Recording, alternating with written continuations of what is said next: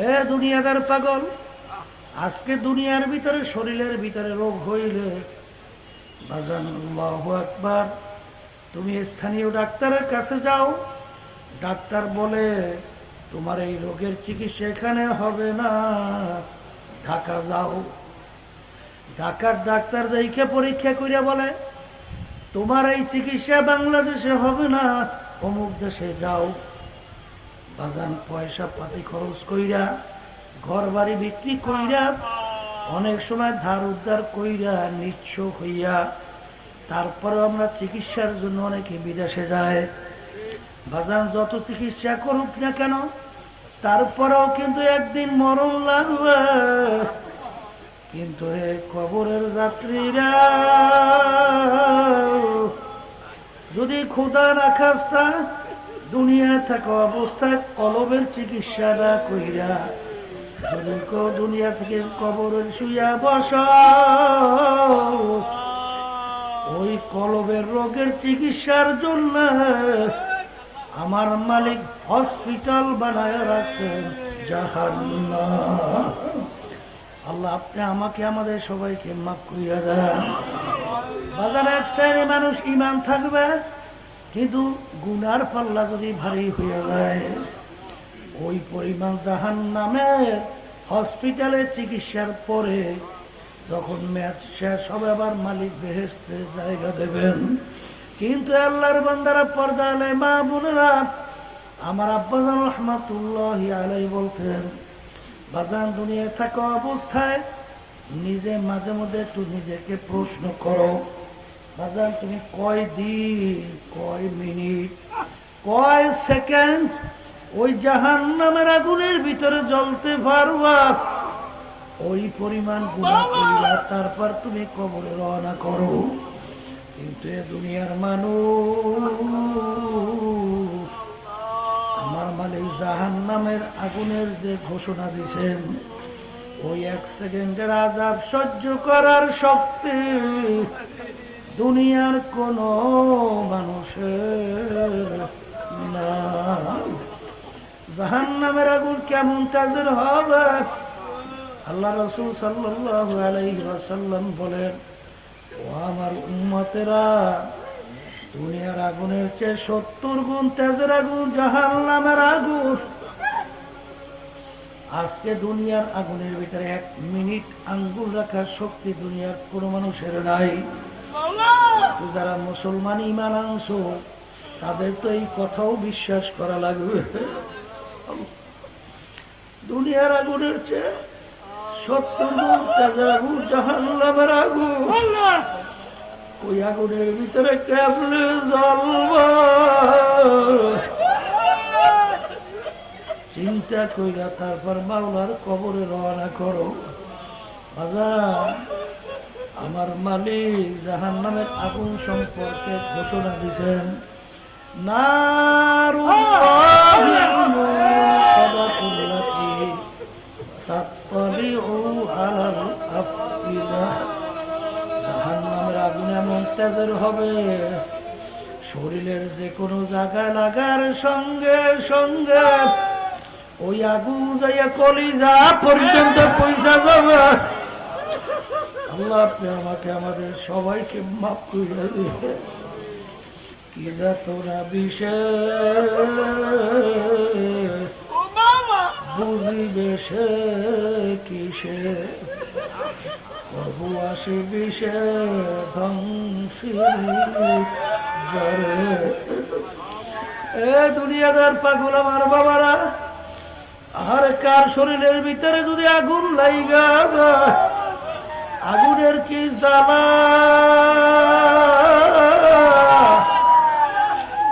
আগুনের কি মর্ম ব্যথা, যার শরীরে না লাগবে তাকে তারা কাউকে বোঝানো যাবে না।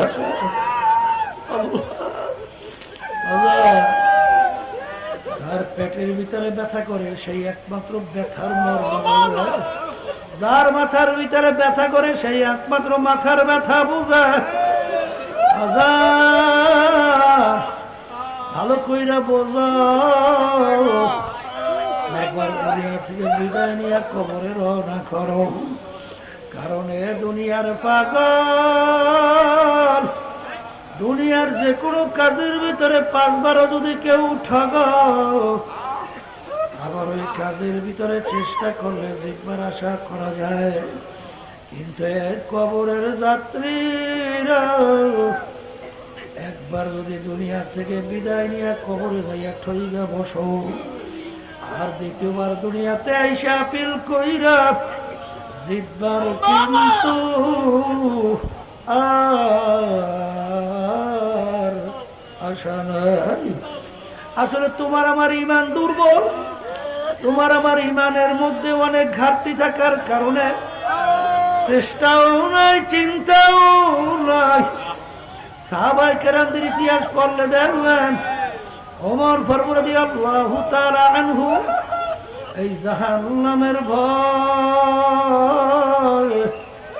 আমার মালিকের আযাব ও গজবের ভয়, কানতে কানতে গাল মোবারকে 2টা কালো দাগ পড়ে গেছিল।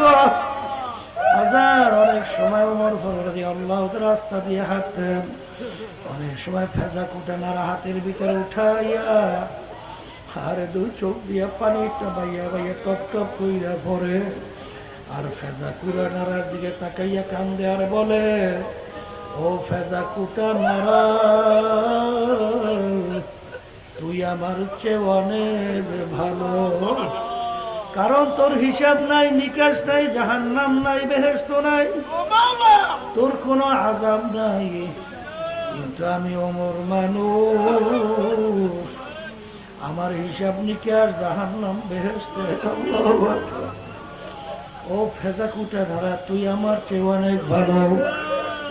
যেই মামলার তদবির নাই, ওই মামলার কিন্তু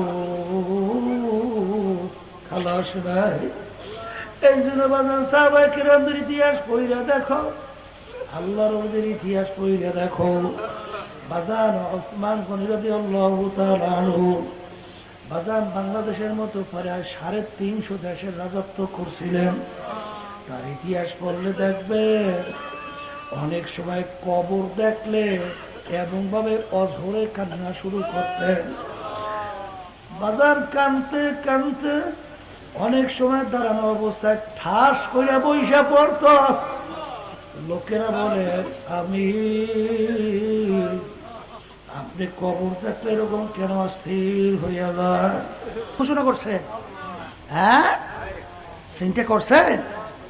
মানুষের ভিতরে আল্লাহ রাব্বুল আলামিন এমন একটা ইন্দ্রিয় শক্তি দান করছে, এমন একটা ক্ষমতা, এই সম্মানিত হওয়ার বস্তু দান করছে, যেটা আল্লাহ রাব্বুল আলামিন পশুর মধ্যে দেয় না। যেই মূল্যবান পার্সের নাম হলো অলক। বলেন মূল্যবান পার্সের নাম কি? আবার বলেন, আবার বলেন। তাহলে বোঝা লাগবে এই মানুষ সম্মানিত আর মানুষ নিকৃষ্ট, এইটা কিন্তু নির্ভর করে ওই কলমের উপরে ভিত্তি করিয়া।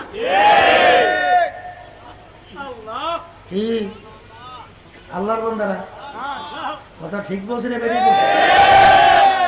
হুজুর তাকামু, বেলাল হাবশী রাদিয়াল্লাহু তাআলা আনহুর নাম শুনছে? হ্যাঁ, গোলাম জাদা গোলাম, বাপেও গোলাম, তিনিও গোলাম। বংশ হলো হাফস বংশ। হাফস বংশের লোক দেখছেন না? হজে গেছেন, দেখছে? কালো, চেহারা সুন্দর নাই। আহারে, সুন্দর নাই, চেহারাও সুন্দর না।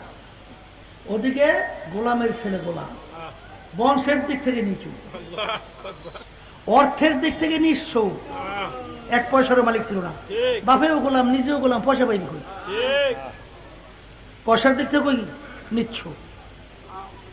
শিক্ষার দিক থেকে বকালাম, কিছু জানতো না। ওদিকে গলার আওয়াজে ডকও ভালো না, মানে কোনো গুণ বলতে কিছু নাই। কিন্তু আল্লাহ রাব্বুল আলামিন তার সম্মান কিভাবে দান করছে? দুনিয়ার দিক থেকে কোনো সম্মান পাওয়ার কোনো যুক্তি নাই। কিন্তু আল্লাহ রাসূল সাল্লাল্লাহু আলাইহি ওয়াসাল্লাম প্রথম বেহেশতে ঢুকবে না? আসতে পারে না, তারা কেউ ঢুকবে? আল্লাহ নবী সাল্লাল্লাহু আলাইহি ওয়াসাল্লাম যেই বাহনের উপরে থাকবে, ওই বাহনের লাগামটা রশিটা ধরা থাকবে বেলাল হাবশী রাদিয়াল্লাহু। হ্যাঁ, কি বলছে? আল্লাহ রাসূল সাল্লাল্লাহু আলাইহি ওয়াসাল্লাম সবে মেরাজে গেলে বেহেশতের ভিতরে খরমের আওয়াজ পাওয়া যায়। ভাই জিবরাইল, বেহেশতের ভিতরে কিসের খরমের আওয়াজ? বলে ইয়া রাসূল হাবিবাল্লাহ, আপনার বেলালের খরমের আওয়াজ। কি বলছে? ওমর ফারুক রাদিয়াল্লাহু তাআলা অর্ধেক দুনিয়ার রাজত্ব করলে, বাংলাদেশের মতো প্রায় 200 দেশের রাজা। কত দেশে? 200। আর বর্তমানে আমাকে এলাকায় একটা মেম্বার যদি হয়, সর্বনাশ, ওর ধারেই তো বেরা যায় না। মেম্বার সব আসছে, মেম্বারে ভুল মেম্বার মানে শেষ আছে। এহলে মন পাগল, কি পাগল? ওই একটা ঘটনা শুনেন তাই, এক মেম্বার নির্বাচন আইলেই খালি দাঁড়াই যায়, মানে নির্বাচনে দাঁড়ায় মেম্বার হয়।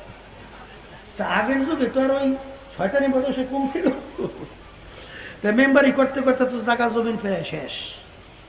এখন ঘরে যে বাজার সদাই করবে ওই অর্থমর্থ। এখন স্ত্রী ডাক দিয়ে কয় যে আপনার কি মাথা মতা ঠিক আছে? আপনি কাজটা করেন কি? মেম্বারের নির্বাচন আইলে আপনি দাঁড়াইয়ে যান, আপনার সব শেষ হয়ে গেছে, ঘরে ঠিক মতো বাজারও চলে না, কিসের জন্য আপনি মেম্বারি করে? তখন মেম্বার বলতে আছে, বিবি তুমি বুঝবা কি, তুমি বুঝবা কি? কল তাকি বলে, যখন বাড়ির দরজায় আইসা যখন লোকজনে ডাক দেয়, মেম্বার সাহেব বাড়ি আছে, যখন মেম্বার সাহেব কইয়া বাড়ি আছে ডাক দেয়, তখন আমি আর আমি থাকি, তুমি বুঝবা কি? অর্থাৎ নকশরা ভুলিয়া খুশিতে অস্থির হয়ে যায়। কথা ঠিক না? ঠিক। এই জন্য আমার ভাইদেরকে বলবো, এই ওমর ফারুক রাদিয়াল্লাহু তাআলা অর্ধেক দুনিয়া রাজত্ব করলেন। তিনি বেলাল হাবশী রাদিয়াল্লাহু তাআলা যখন তাদের মজলিসের ভিতরে ঢুকতেন, তখন সম্মান সূচক শব্দ ব্যবহার করতেন, সাইয়েদানা বেলাল, আমাদের সর্দার বেলাল আসছে, আমাদের সর্দার বেলাল আসছে। কি বুঝলেন? তাহলে কি দুনিয়ার দিক থেকে কোন ধরনের যোগ্যতা ছিল? তাহলে এত সম্মান পাইল কই, দিল কই, আসছে কোথার থেকে? বলে নাই কলবের কারণে। আর একটু জোরে কর, কিসের কারণে? তাহলে এক কথায় আমি আমার ভাইদেরকে বলবো, পর্দা আলাই মা বোনদেরকে বলবো, কলব ভালো কইরেই দুনিয়া থেকে বিদায় নিয়ে কবরে যাওয়া লাগবে। কথা ঠিক না? কারণ ওই কলবের ভিত্তি কইরেই জাহান্নাম বেহেশতের ফয়সালা, ঠিক কিনা? কারণ আল্লাহ রাব্বুল আলামিন কোরআনে কারীমে কি বলছিলেন? প্রায় 9 কসম করার পরে বলেন, قد أفلح من زكاها وقد خاب من دساها। যারা কলবকে পরিষ্কার করতে পারবে তারাই নাজাত পেয়ে জান্নাতে। আমি বলছি না, আল্লাহ বলছেন। কে বলছেন? আল্লাহ। এই আল্লাহর বান্দারা, অন্য আয়াতে আল্লাহ রাব্বুল আলামিন বলছেন, ইল্লা মান আতাল্লাহা বিকলবিন সালিম। এই পরিচ্ছন্ন সুস্থ ভালো কলব ছাড়া আল্লাহ বলছেন আমার পবিত্র জায়গা বেহেশতের ভিতরে হবে না। এই জন্য আমার ভাইদেরকে বলবো, পর্দা আলাই মা বোনদেরকে বলবো, আল্লাহ রাসূল সাল্লাল্লাহু আলাইহি ওয়াসাল্লাম বলেন, আলা ওয়া ইন্না ফিল জাসাদি মুদগাব ইযা সালুহা সালুহাল জাসাদু কুল্লুহু ওয়া ইযা ফাসাদাত ফাসাদাল জাসাদু কুল্লুহু আলা ওয়া হিয়াল কলব। আল্লাহ রাসূল সাল্লাল্লাহু আলাইহি ওয়াসাল্লাম বলেন, প্রত্যেকটা মানুষের ভিতরে আমার মালিকের দেওয়া একটা গোশতের টুকরা আছে, ওই টুকরা যার ভালো হয়ে যায়, এক পর্যায়ে মানুষটা ফেরেশতার চেয়েও সম্মানিত হয়ে যায়। আর ওই গোষ্ঠের টুকরা খারাপ হইতে হইতে এক পর্যায়ে ওই মানুষটা কুত্তা, শিয়াল, শুয়ারের চেয়েও খারাপ হইয়া যায়। কি আল্লাহর বান্দারা কথা ঠিক বলছি না ঠিক বলছি? এই খারাপ হই যে কুত্তা, শিয়াল, শুয়ারের চেয়েও খারাপ হয়, বুঝেন নাই? ওই দেখেন আল্লাহ কি বলছেন, উলাইকা কাল আনআম, এরপরে বলেন বালহুম আযাল, এরপর আল্লাহ বলেন শাররুর বারিয়া। কে বলছেন? আল্লাহ বলছে না? উলাইকা কাল আনআম, এক শ্রেণী মানুষ চতুষ্পদ জানোয়ারের মতো।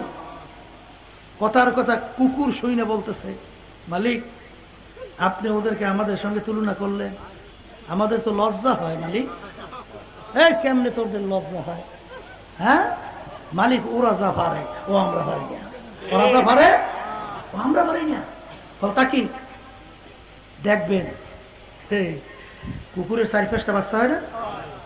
বাচ্চাগুলো ফেলাইয়ে মা কুকুর অন্যত্র কোথাও যায়, ওই বাচ্চা লালন পালন করতে যাইয়া জানের ঝুঁকি নিয়ে বাঘ সিংহের উপরে ঝাঁপাইয়ে পড়ে বাচ্চার মায়ায়। কিন্তু বর্তমানে এক শ্রেণী বের হয়েছে, 2-2.5 বছরের বাচ্চাটা ফেলাইয়া পরকিয়া প্রেমে পড়িয়া কুত্তার চেয়েও খারাপ আচরণ করে বের হয়ে যায়। কুত্তায় পারে নাই ও পারছে, আসতে কয় কুত্তায় পারে নাই ও পারছে। কথা কর না? বাংলাদেশের ঘটনা আছে, মা সন্তানকে মারিয়ে ফেলাইছে, বাপ সন্তানকে মারিয়ে ফেলছে, কুত্তায় পারে নাই ও পারছে, আসতে কয়। কথা ঠিক নেবে ঠিক? বুঝা গেল এক শ্রেণী মানুষ কুত্তায় কইতে আছে, মালিক কইতে কথা ঠিকই কইছো, তাহলে তোদের সেও খারাপ, তোদের সব বালহুম আযাল। এরপরে এক শ্রেণীর মানুষ একেবারে নিকৃষ্ট জানার শুয়োরের চেয়েও খারাপ, আছে না নাই? এখন যাকে বলছে শুয়োরের চেয়ে ভালো খারাপ, এইটার চেহারা সুরাত এবং দেখতে শুনতে তো মনে হয় যেন একেবারে অন্য কায়দায় কেমন জানি বেটা, ঠিক না? হ্যাঁ, এই ওর শান শওকতের অভাব নাই, এই ওর বিভিন্ন কায়দায় ক্ষমতা, টাকা পয়সা, এই অন্য নদীর থেকে কোনো অভাব নাই, কিন্তু আল্লাহ বলতেছেন শুয়োরের চেয়েও খারাপ। কিছু খারাপ কে বাজারটা কেউ রাগ করিয়েন না, আল্লাহ বলছেন আমি শুনাইতে, ঠিক না? ঠিক। তাহলে বোঝা গেল যে মানুষের সুরত আকৃতি হইলেই মানুষ হওয়া যায় না, যায় যায়। যদি মানুষের সুরত আকৃতি হইলেই মানুষ হওয়া যাইতো, কবি এক কথায় বুঝাতে যায়, বলছিলেন কি, গর্বা সুরাত আদমে সাবুদে আহমাদু বুদ জেহলে হাম এক সাবুদে। আল্লাহ রাসূল সাল্লাল্লাহু আলাইহি ওয়াসাল্লামকে দেখতে, আবু জাহালকে দেখতে হাতের দিক থেকে কোনো পার্থক্য ছিল না, চোখের দিক থেকে কোনো পার্থক্য ছিল না, অন্য অন্য অঙ্গ প্রত্যঙ্গ কোনোই পার্থক্য ছিল না। আল্লাহর হাবিবের চক্ষু মোবারক 2টাই ছিল, আবু জাহাল ওর কিন্তু চক্ষু 2টা ছিল। আল্লাহর হাবিবের পা মোবারক 2টা, আবু জাহেলেরও 2টা। কি কোনো দিক থেকে কোনো সমস্যা ছিল? তাহলে বোঝা গেল কোনো দিক থেকে কমতি নাই, কোনো বাড়তিও নাই। কিন্তু আল্লাহ রাসূল সাল্লাল্লাহু আলাইহি ওয়াসাল্লাম, তার নাম শুনলে দুরূদ শরীফ পড়া ওয়াজিব হইয়া যায়। আর আবু জাহাল ওর নাম শুনলে লানাতুল্লাহি আলাইহি, আল্লাহর গজবের উপরে পড়ছে, আরো বেশি বেশি পরিমাণে পড়ুক। কথা কয় না? এজন্য ইমাম গাজ্জালী রাহমাতুল্লাহি আলাইহি লেখছেন, কিয়ামতের ময়দানে মানুষ 10 রকমের সূরত নিয়ে উঠবে। এক শ্রেণী মানুষ কুকুরের সূরতে উঠবে, এক শ্রেণী মানুষ শুকুরের সূরতে উঠবে। বাজান কারণ কি, আল্লাহ রাব্বুল আলামিন নিজের কুদরতি হাতের মাধ্যমে যে কয়টা জিনিস তৈরি করছেন, তার ভিতরে একটা হলো মানুষের চেহারা মুবারক। মানুষের চেহারা কথা ঠিক না ঠিক? আল্লাহ রাব্বুল আলামিন তার হাত মোবারকের মাধ্যমে মানুষের যে চেহারা তৈরি করছেন, এই চেহারার মানুষগুলোকে আমার মালিক কিভাবে জাহান্নামে পালাইবে।